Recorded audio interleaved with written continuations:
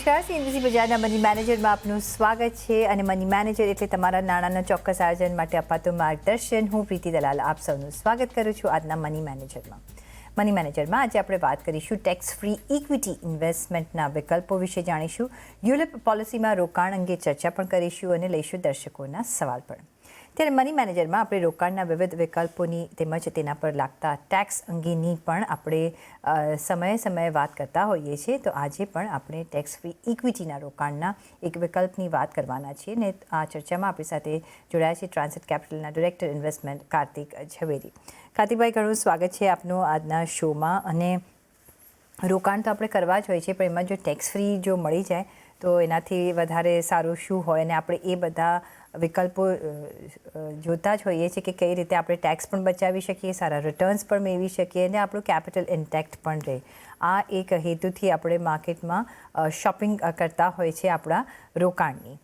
પણ કઈ રીતે અત્યારે જો એ સિનારીઓ જોવું, જે રીતનો સિનારીઓ બની રહ્યો છે, શું એવા કોઈ વિકલ્પ છે જેમાંથી એક ઇન્ફ્લેશન બીટિંગ રિટર્ન્સ પણ મેળવી શકીએ, ટેક્સ પણ બચાવી શકીએ અને એક આપણું કેપિટલ પણ ઇન્ટેક્ટ રહે? કઈ એવી ઓપોર્ચ્યુનિટીઝ અવેલેબલ છે અત્યારે? મારા ખ્યાલથી પ્રીતિબેન યુ આર રાઈટ. કારણ કે શું થાય છે કે આ એક એવો સમય છે ને, નવેમ્બર ઓલમોસ્ટ પૂરો થવા આવ્યો, નવેમ્બર ડિસેમ્બર થશે અને પછી ટેક્સ સીઝન શરૂ થઈ જશે, જી. એટલે ક્વાર્ટરમાં બધાને ઇન્વેસ્ટ કરવું હા. હોય. So you C, according to me એક જ હવે પ્રોડક્ટ બાકી રહ્યું છે કે which is a tax free equity investment. તમે આ લોકોને દર્શકોને ખ્યાલ હશે કે 2018માં પહેલા તો લોંગ ટર્મ કેપિટલ આવ્યું, પછી 21ને સાલમાં યુલિપમાં જેટલા લોકો ઇન્વેસ્ટમેન્ટ કરતા હતા એ લોકોનું પણ ટેક્સેબલ કરી નાખ્યું. એટલે આપણી પાસે એક જ વિકલ્પ રહ્યો છે અને that is actually still ULIP only, પણ યુલિપ વિથ અ મોડિફિકેશન. આમાં થયું છે શું કે પહેલા છે ને લોકો લાખો રૂપિયાના પ્રીમિયમ યુલિપમાં આપી દેતા હતા અને પછી ગવર્મેન્ટને ખ્યાલ આવ્યો કે આમાં તો ઘણા બધા પૈસા જતા રહેશે અને એને કારણે અમને ફ્યુચરમાં કઈ ટેક્સ નહીં મળે. તો એ લોકો એઝ અ રિટેલ ઇન્વેસ્ટર માટે છે ને એક વિન્ડો ખુલ્લી રાખેલી કે 2.5 લાખ રૂપિયા સુધી તમે વર્ષમાં નવું કોઈ પણ યુલિપ લેશો 2021 એપ્રિલ પછી, તો તમને એ પોલિસી કન્ટિન્યુઅસલી અને ફોર એવર ટેક્સ ફ્રી ગણાશે. એટલે સંક્ષેપમાં એમ કે યુલિપ પોલિસી 2.5 લાખના મેક્સિમમ પ્રીમિયમ સુધી, એટલે મહિને 20,000 ગણો તો એવી રીતે, નહીં તો એન્યુઅલી 2.5 લાખ રૂપિયા તમને આ ઇન્વેસ્ટમેન્ટ કરવાથી તમારું ટેક્સ ફ્રી, તમારું ડિડક્શન્સ પણ મળશે અને તમને જે પણ ગેઇન્સ થવાના છે, જે આગળ ફ્યુચરમાં આગળ ચાલતા વર્ષોમાં જે રિટર્ન આવશે, એ બધું ટેક્સ ફ્રી ગણાશે અને તમારી જિંદગીભર તમારું આ એક ઇન્વેસ્ટમેન્ટ ટેક્સ ફ્રી થઈ જશે. એટલે દેટ્સ વોટ ઇટ ઇઝ. એટલે આટલું એક પ્રોવિઝન બનાવ્યું છે અને એમાં તમે કન્સિડર કરી શકો છો. ઓકે, તો યુલિપમાં આપણે એક હવે જોઈ શકીએ છીએ, આપણે ઘણું બધું વચ્ચે વિડ્રોલ જોયું હતું, પણ હવે ગવર્મેન્ટને પણ જોઈએ હોતું હોય છે, ઇન્સ્યોરન્સ કંપનીને પણ આવા રોકાણ જોઈતા હોય છે. તો એક ઓફકોર્સ હમણાં પ્રાવધાન બનાવ્યું છે કે 2.5 લાખ સુધીના નાના રોકાણકારને જે આપવામાં આવ્યું છે. પણ કાર્તિકભાઈ, યુલિપની જ્યારે વાત કરીએ તો it comes along with some charges અને એક્સપેન્સીસ. તો પણ તમે રેકમેન્ડ કરશો કે આપણે કન્સિડર કરવું જોઈએ આપણા રોકાણના પોર્ટફોલિયોમાં યુલિપને રાખવા માટે, અને શા માટે? સૌથી પહેલી વસ્તુ છે ને પ્રતિબેન, એવું હોય છે કે we look at the merit of the product, કે આ મેરિટ છે કે નહીં. એટલે merit in terms of returns અને પરફોર્મન્સ છે કે નહીં. તો that answer is yes. Second, tax efficiency મળે છે, તો that becomes a second priority. અત્યારના જમાનામાં શું છે કે તમને મેરિટ તો છે પ્રોડક્ટમાં અને ટેક્સ એફિશિયન્સી આ એક જ પ્રોડક્ટમાં બાકી રહી છે. એટલે બીજું આપણી પાસે કોઈ ત્રીજું ઓપ્શન જ નથી, બીજું કે ત્રીજું option. This is the only option. એટલે આમાં શું છે, ચાર્જીસ છે એનો, અને ઘણી બધી કંપનીના ચાર્જીસ એક જમાનામાં બહુ ઊંચા પણ હોતા હતા, પણ હવે લગભગ આ બધા ચાર્જીસ છે ને પહેલા થોડાક વર્ષોમાં 4%, 5%, 6%ની રેન્જમાં છે અને આગળના વર્ષોમાં ઓછા થઈ ગયા છે. અને ચાર્જીસના હોવા છતાંય આઈ થિંક અત્યારે આપણે શું ગોતવાનું છે કે આપણે કઈ એવી પોલિસી મળે છે, આપણા એડવાઇઝરને આપણે કન્સલ્ટ કરીને કરીએ કે લો કોસ્ટ અને જેમાં સારા બેનિફિટ. તો એવી એક પોલિસી તમને એક તો આઈડેન્ટિફાય. એટલે વન્સ યુ આઈડેન્ટિફાય ધીસ, પછી તમે આમાં આગળ જઈ શકો છો. હવે અમે થોડું એનાલિસિસ કરેલું, હું તમને બહુ સંક્ષેપમાં આપણા દર્શકોને પણ સમજાવી દઈએ. આપણે જો અઝમ્પશન એવી રીતે લીધેલું આમાં કે આશરે લગભગ 14%નું રિટર્ન મળે, યુલિપ હોય કે મ્યુચ્યુઅલ ફંડ, કારણ કે માત્ર ઇન્વેસ્ટમેન્ટ તો આપણું એ સેમ સ્ટોક માર્કેટમાં જ થવાનું છે. મ્યુચ્યુઅલ ફંડમાં લગભગ 2%નો એક્સપેન્સ રેશિયો હોય છે ને યુલિપમાં લગભગ 1.25%નો એક્સપેન્સ રેશિયો હોય છે, રાઈટ? અને પ્લસ યુલિપમાં બીજા બધા ચાર્જીસ હોય છે કે તમે જ્યારે અંદર આવો ત્યારે એલોકેશન ચાર્જ ને આ ને તે ને ઘણું બધું. તો એ બધું જ જોતા બધા ચાર્જીસ લગાડતા એનાલિસિસ કર્યું કે 2.5 લાખ રૂપિયા દર વર્ષે આપણે 10 વર્ષ સુધી માત્ર ઇન્વેસ્ટ કરીએ તો કેટલા ઇન્વેસ્ટમેન્ટ થાય? 25 લાખ રૂપિયા. તો આ 25 લાખ રૂપિયાનું ઇન્વેસ્ટમેન્ટ આગળના 10, 20, 30 વર્ષોમાં કઈ જાતનું રિટર્ન ઇન્વેસ્ટરને આપી શકે? તો અને બધા અમે ચાર્જીસ પણ એમાં કેલ્ક્યુલેટ કરેલા, એમએફમાં પણ અને યુલિપમાં પણ. અને બેવમાં એ અઝમ્પશન રાખેલું કે ચાર્જીસમાં કઈ ફેરબદલ નહીં થાય, આ ચાર્જીસ એમને એમ સતત ચાલતા રહેશે આગળના 10 વર્ષ સુધી. તો એમ જોવામાં આવ્યું કે મ્યુચ્યુઅલ ફંડમાં લગભગ 45 લાખ રૂપિયા જેટલું ભેગું થતું હતું અને યુલિપમાં એકચ્યુઅલી સરપ્રાઇઝિંગલી થોડુંક વધારે આવ્યું. એટલે મીન્સ મેં એક્સપેક્ટ કરેલું કે લગભગ એટલું જ આવે, પણ 47 લાખ 47 lakhs આવ્યા. એટલે જરાક મામૂલી 2 લાખ રૂપિયાનો વધુ એડવાન્ટેજ આવ્યો અહીંયા. અને પછી આ વસ્તુ જ્યારે 20 વર્ષના કેલ્ક્યુલેશન ઉપર જોઈ કે આ 10 વર્ષ તો આપણે ઇન્વેસ્ટ કરી દીધું, પછી એ પૈસા એમને એમ રહેવા દીધા, કારણ કે આ બધા લોંગ ટર્મ પ્રોડક્ટ્સ છે. તો 10 વર્ષ સુધી દર વર્ષે 2.5 લાખ રૂપિયા ઇન્વેસ્ટ કર્યા, 25 લાખ રૂપિયાનું ઇન્વેસ્ટમેન્ટ 10 વર્ષે પતી ગયું. અને એની આગળ આપણે 10 વર્ષ એમને એમ જ રહેવા દઈએ. આ બે પછી ફંડમાં હોય કે મ્યુચ્યુઅલ ફંડમાં હોય કે યુલિપમાં હોય, એ રહેવા દે તો 20 વર્ષ પછી શું મળશે? તો જોવામાં આવ્યું કે મ્યુચ્યુઅલ ફંડમાં લગભગ 125 લાખ, લગભગ 1.25 કરોડ રૂપિયા જેટલું ભેગું થઈ ગયેલું ભંડોળ. અને યુલિપમાં એ જ ભંડોળ લગભગ 1.5 કરોડ થઈ ગયેલું. એટલે ત્યારે યુલિપમાં 25 લાખ રૂપિયાનો ઓલમોસ્ટ વધારે એડવાન્ટેજ દેખાયો. અને 30 વર્ષ આ વસ્તુ કરતા અમને દેખાયું કે મ્યુચ્યુઅલ ફંડમાં 3.65 કરોડ જેટલા ભેગા થઈ ગયા અને યુલિપમાં ઓલમોસ્ટ 4.75 કરોડ રૂપિયા ભેગા થઈ ગયા. એટલે 30 વર્ષના ટાઈમ ફ્રેમ પછી લગભગ 1 કરોડ રૂપિયાનો વધુ ડિફરન્સ દેખાવામાં આવેલો. અને એનું કારણ એ છે કે યુલિપમાં જે ચાર્જીસ હોય છે ને, એ શરૂઆતના વર્ષોમાં ચાર્જીસ હોતા હોય છે અને આગળના વર્ષોમાં તમને બોનસ મળે, એડિશન્સ મળે, લોયલ્ટી એડિશન્સ મળે છે ને, એ બધી વસ્તુઓ જે પહેલા આપણે ઘણા વર્ષો પહેલા નહોતા જોતા, કારણ કે આપણી પાસે ઘણા બધા બીજા વિકલ્પ હતા. અત્યારે આપણી પાસે tax free, completely 100% tax free equity પ્રોડક્ટમાં યુલિપ ઇક્વિટી પ્રોડક્ટ માત્ર આ જ બાકી રહ્યું છે. ELSS માં ધ્યાન રાખો કે તમને ડિડક્શન મળે છે 1.5 લાખનું, પણ જ્યારે તમે એમાંથી રિડેમ્પશન કરશો ત્યારે કેપિટલ ગેઇન્સ ઉપર પૂરેપૂરો ટેક્સ લાગશે. પણ એ વસ્તુ અહીંયા યુલિપમાં નહીં આવે. એટલે ધેટ ઇઝ ધ રીઝન આપણે આ એનાલિસિસ કર્યું અને આપણે દર્શકોને દેખાડીએ છીએ કે આ એક તમારી પાસે તક છે, જો વાપરવી હોય તો આ એક તક તમે વાપરી શકો. બરાબર છે. તો આ એક તક છે ને, જો તમારે વાપરવી હોય તો તમે વાપરી શકો છો. જેવી રીતે એક હોલિડે સિઝન ચાલતું હોય છે, વેડિંગ સિઝન ચાલતું હોય છે, તો હવે એક ટેક્સ સિઝન પણ ચાલશે. કમ જાન્યુઆરી અને માર્ચની વચ્ચે આપણે જોયું હોય છે કે ટેક્સ બચાવતા પ્રોડક્ટ્સ પર ઘણું બધું ધ્યાન આપવામાં આવતું હોય છે. તો આ એક વિકલ્પ છે જેમાં તમે જોઈ શકો છો, એક નજર નાખી શકો છો. પણ કાર્તિકભાઈ, ચાર્જીસ વાઇઝ આમ જોવા જઈએ તો કંઈ બહુ ફેરબદલ આવ્યો નથી. આમ જોવા જોઈએ મોટા તો કંઈ મોટો ડિફરન્સ લાગતો નથી. કેમ એવું થતું હોય છે? કયા ફેક્ટર્સ આમાં આપણે ધ્યાન રાખવા જોઈએ?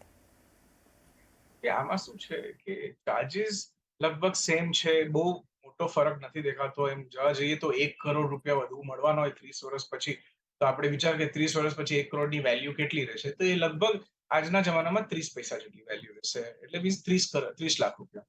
પણ જો ઇન્ડિવિજ્યુઅલી વિચાર કરો તો ઇટ્સ અ ક્વેશ્ચન માર્ક. હવે મારી પાસે જો મારું જો આખી મારી સંપત્તિ 5 કરોડ રૂપિયાની સંપત્તિ હોય અને એની સામે હું આનું કમ્પેરિઝન કરું ને, તો બહુ મામૂલી લાગે કે ભાઈ જવા દે. પણ જો આજે તમારી પાસે તમારું ભંડોળ કે તમારી સંપત્તિ કદાચ 50 લાખ રૂપિયાની હોય, તો તમારા માટે it becomes an interesting thing કે આમાં તમારું એક સિગ્નિફિકન્ટ પોર્શન, એટલે તમારું એટલીસ્ટ 10% જેટલું પોર્શન ટોટલી ટેક્સ ફ્રી બની ગયું, કે 30% કે 50% તમારો પૈસા ટેક્સ ફ્રી બન્યા છે. સો ઇટ ડિપેન્ડ્સ કે તમારું કેપિટલ તમારી પાસે કેટલી છે. Point number 1. બીજી વસ્તુ એ છે કે જ્યારે તમે આ બધા નંબર્સ છે, તમે એમ વિચાર કરો કે હું મારા નામે કરું, આજે મારી પત્નીના નામે કરું, મારા બાળકોના નામે કરું, મેજર હોય તો ઓકે, હું મારા HUF માંથી કરું, એટલે ઘરમાંથી મારી 2, 3, 4 ફાઇલો હું જો વાપરું અને બધી જ ફાઇલોમાં આવી રીતે 2.5 લાખ રૂપિયાનું ઇન્વેસ્ટમેન્ટ કરવા માંડી જાઉં, તો પછી 20 વર્ષે ઘણો બધો ફરક પડી જાય. અને પોઈન્ટ શું છે કે આ એક ઓપોર્ચ્યુનિટી છે તમારી પાસે અત્યારે, જે હંમેશા નહીં રહે. એટલે આપણે એક દિશામાં જઈ રહ્યા છે, જે આપણે આપણા ફાઇનાન્સ મિનિસ્ટ્રી દેખાડી રહી છે કે બધી જ વસ્તુ ટેક્સેબલ થઈ જશે.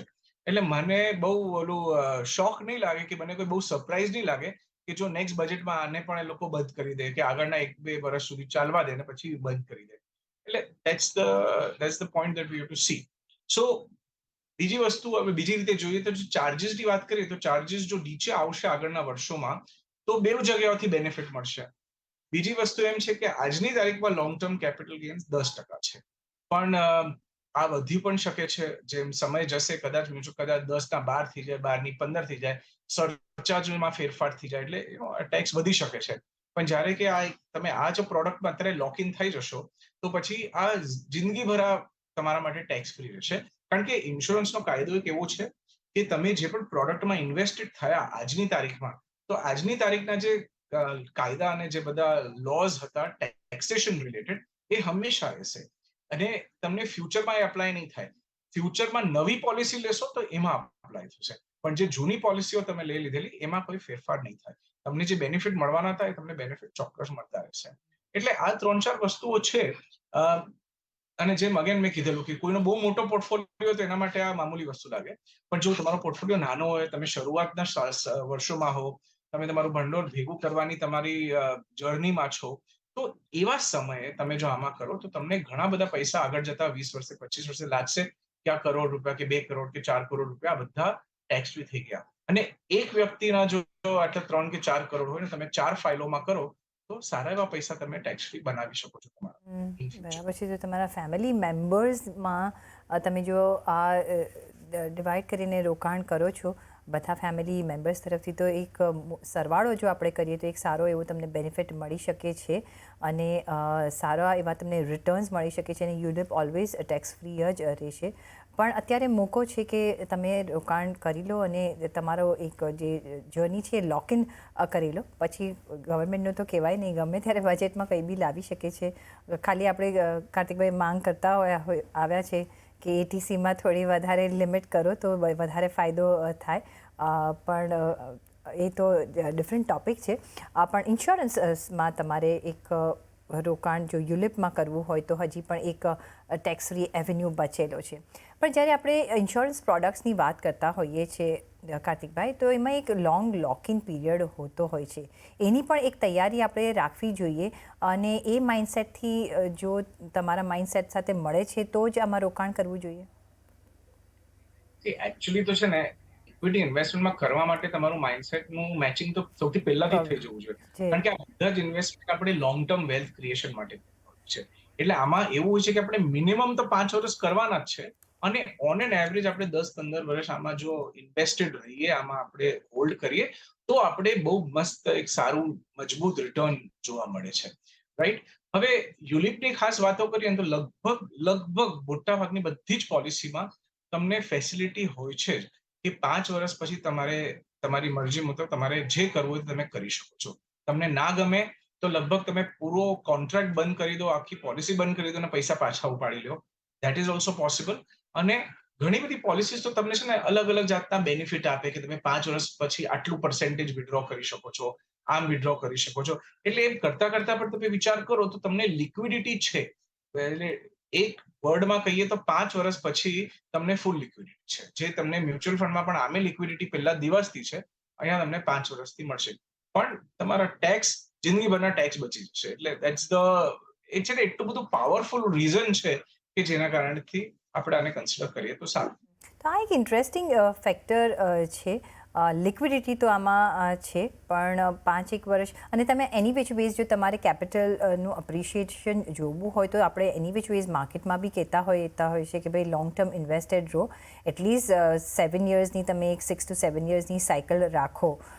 ઓલ્ધો અહીંયા આપણે જો ઇન્સ્યોરન્સ કે યુલિપ જેવા પ્રોડક્ટમાં જોઈએ તો 5 વર્ષ પછી તમને એક વિડ્રોલના ચાન્સીસ આપતું હોય છે અને પાર્ટ બાય પાર્ટ પણ તમે વિડ્રો કરી શકતા હો છો.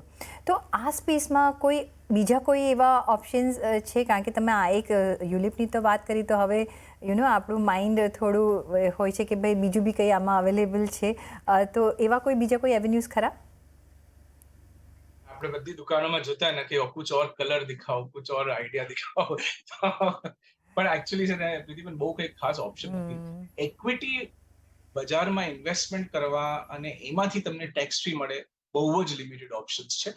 હજી 1-2 ઓપ્શન્સ આમ તો છે, એ ઇન્સ્યોરન્સના ક્ષેત્રમાં જ છે, પણ આમાં છે ને બહુ બેનિફિટ એટલા બધા મોટા નથી.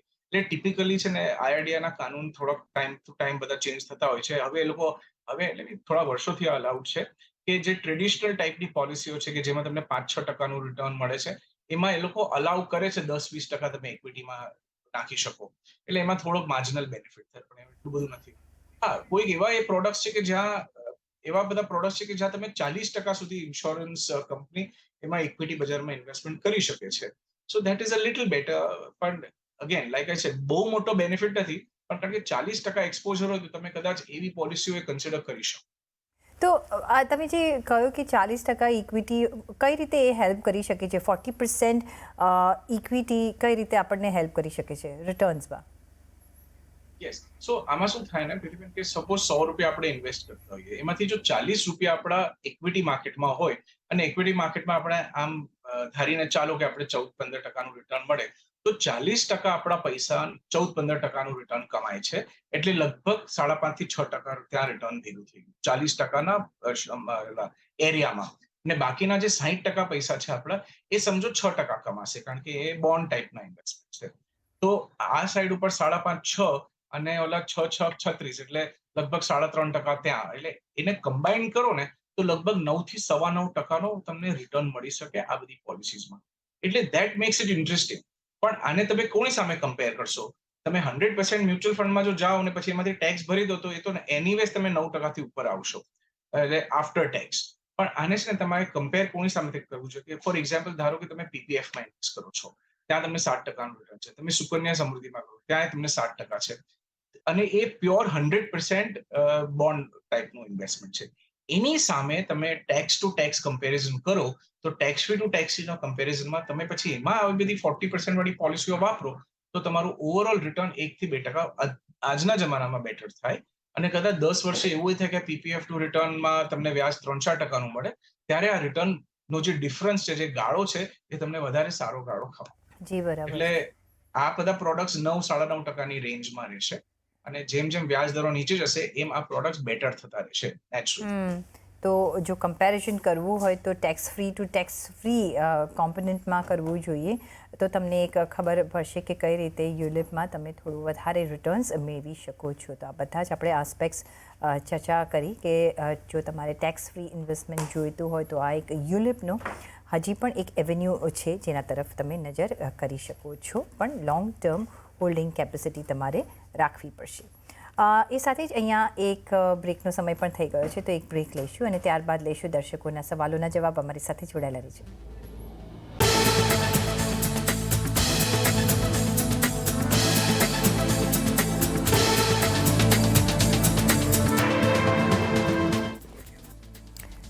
બ્રેક પછી તમારું સ્વાગત છે અને હવે લઈશું દર્શકોના સવાલોના જવાબ.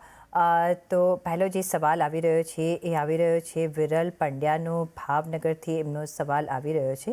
એ પૂછી રહ્યા છે કે નિવૃત્તિ બાદ જો આપણું જે મેઇન કેપિટલ હોય એ ન ઘટે તેવી રીતે કઈ રીતે રોકાણ કરી શકાય જેથી આપણું કેપિટલ પણ ઇન્ટેક્ટ રહે અને સારા રિટર્ન્સ પણ મળી શકે? જી કાર્તિકભાઈ. આ તો હંમેશાનો આપણો ફેવરેટ છે જરા, કે કેપિટલ મારું એમને અકબંધ રહેવું જોઈએ, પણ મને સમહાવ 25%નું રિટર્ન આવી જાય છે.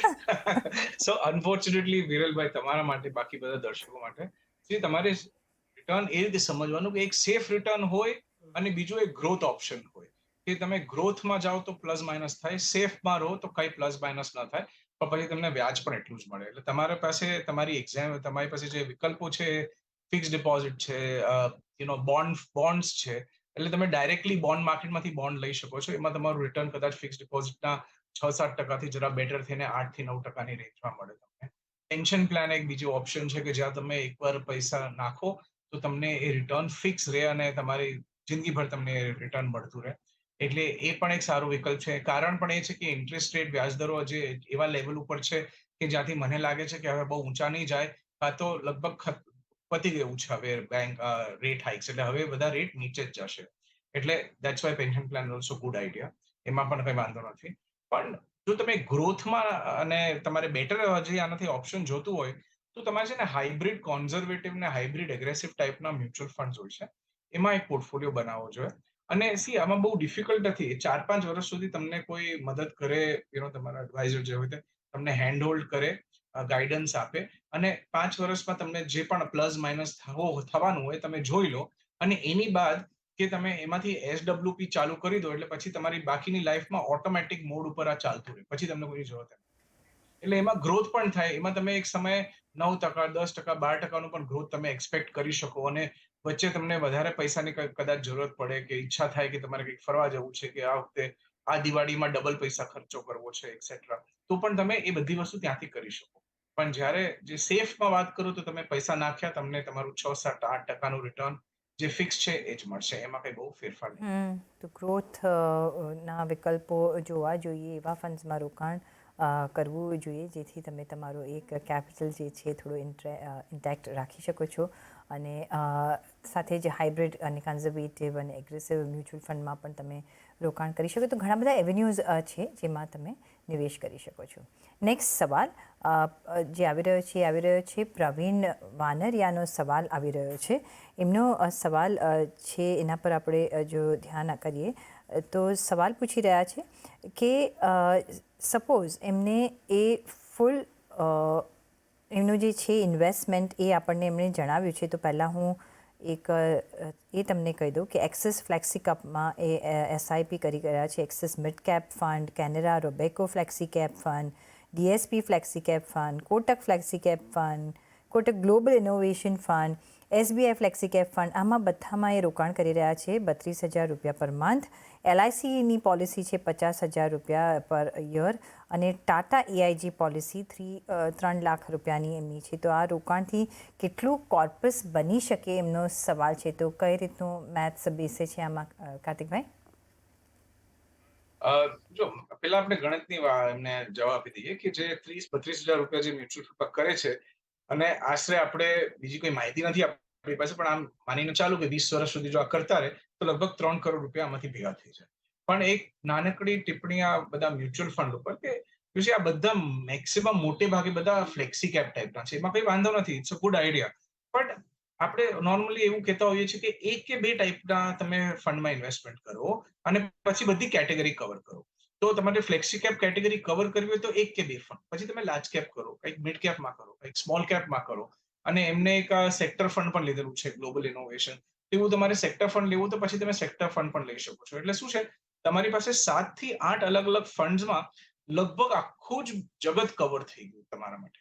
અહીંયા તમે એક જ ટાઈપના બધા 4-5 અલગ અલગ કંપનીઓ પાસેથી એક જ ટાઈપના ફંડ લીધા છે. એટલે એવું છે ડાયવર્સિટી છે, પણ જે પોર્ટફોલિયોનું જે diversification in terms of categories છે એ નથી.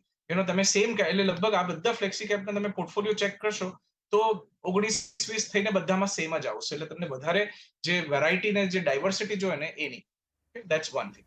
હવે પોલિસીઝનું એવું છે કે બહુ ઇન્ફોર્મેશન નથી, પણ મારું એવું માનવું છે કે કદાચ AIGની પોલિસીમાં જો 3 લાખ કોઈ આપતું હોય તો એ લગભગ યુલિપ જ હશે. અને યુલિપ હશે તો આ કેટલા વર્ષ ચાલવાની છે એ પણ જરા ડિફિકલ્ટ છે. પણ ચાલો એ પણ માનીને ચાલીએ કે 10 વર્ષ સુધી પેમેન્ટ કરશે. તો આપણું જે ઓરિજિનલ આપણે જે કેલ્ક્યુલેશન કરેલું કે જેમાં આપણે વાતચીત કરેલી કે લગભગ 20 વર્ષે એમાં 1.5 કરોડ અને 3 કરોડ રૂપિયા જે આપણે એસ્ટિમેટ્સ અર્લિયર આપણા શોમાં આપેલા, તો એ જ ટાઈપના એસ્ટિમેટ્સ આમાં પણ આવશે.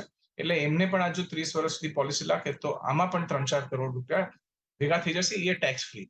LIC જરા મુશ્કેલ છે કે એવું કદાચ આ એન્ડાઉમેન્ટ ટાઈપનું પ્રોડક્ટ હશે તો એમાં તમે એક બાય રૂલ ઓફ થમ તમે કેલ્ક્યુલેશન કરી શકો છો કે જેટલું તમે પ્રીમિયમ ભરેલું છે 20 વર્ષે, દાખલા તરીકે તમે જો 10 લાખ રૂપિયા પ્રીમિયમ આપશો તો 20 વર્ષે તમને એ પ્રીમિયમના એટલીસ્ટ ડબલ તો તમને મળશે. કારણ કે ઇવન તમને 6%નું પણ વ્યાજ મળે, 5-6%નું રિટર્ન મળે તો તમારા પૈસા 20 વર્ષે પ્રીમિયમ ભરેલા પૈસા ડબલ થઈને પાછા આવશે. એટલે એ રીતે તમે તમારું એસ્ટિમેટ કરી શકો છો. પણ વધારે પૈસા મ્યુચ્યુઅલ ફંડમાં કરો, વધારે પૈસાનો શેર્સનો પોર્ટફોલિયો બનાવો, જેનાથી પ્રવીણભાઈ તમને ગ્રોથ મળે છે. બરાબર છે. તો મ્યુચ્યુઅલ ફંડનો એક વધારે પોર્ટફોલિયો બનાવો ને એ પણ ડાયવર્સિફાઈડ મ્યુચ્યુઅલ ફંડનો તમે એક રોકાણની રણનીતિ રાખો. કોઈ બી એક જ જો કેટેગરીમાં તમે નાખશો પછી તમે 2 મ્યુચ્યુઅલ ફંડ લો કે 10 લો, રિટર્ન્સ તમને એટલા જ મળશે. તો વાય નોટ ઘણી બધી એવેન્યુઝ છે. લાર્જ કેપમાં તમે કરી શકો છો, ઘણા બધા બીજા એવેન્યુઝ છે મ્યુચ્યુઅલ ફંડની માં કે તમે રોકાણ કરીને બધા જ એવેન્યુઝનો એક તમે એડવાન્ટેજ લઈ શકો છો અને એક સારા રિટર્ન્સ મેળવી શકો છો. અને જે તમે પોલિસીની વાત કરીએ એ ઓફકોર્સ એ રકમથી જે તમે પ્રીમિયમ જે ભરો છો એનાથી તમને ઓફકોર્સ એક ડબલ તમને એના રિટર્ન જરૂર મળશે. પણ ગ્રોથ જો ઓરિએન્ટેડ રિટર્ન્સ જોઈતા હોય તો મ્યુચ્યુઅલ ફંડ અને માંથી તમે ઇક્વિટીમાં રોકાણ કરી શકો છો. પણ એ સાથે જ કાર્તિકભાઈ ઘણો બધો આભાર તમારો આજે અમારી સાથે જોડાવા બદલ અને એક ટેક્સ ફ્રી સ્પેશિયલી એવન્યુ આપવા બદલ. આઈ થિંક રોકાણકાર હવે આ તરફ જરૂરથી જોશે અને જેને ટેક્સ બચાવો છે એના માટે એક સારો એક એવન્યુ તમે આપ્યું છે, તો ઘણો આભાર તમારો અમારી સાથે જોડાવા બદલ. સાથે જ પર્સનલ ફાઇનાન્સના તમારા સવાલ અમને તમે મોકલી શકો છો. તમારું નામ, શહેર, ઉંમર સાથે ઈમેલ કરો અમને money@nw18.com પર. ફેસબુક પર પણ તમે અમને લખી શકો છો facebook.com/CNBC બજાર પર અને ટ્વીટ પણ કરી શકો છો twitter.com/CNBC બજાર પર.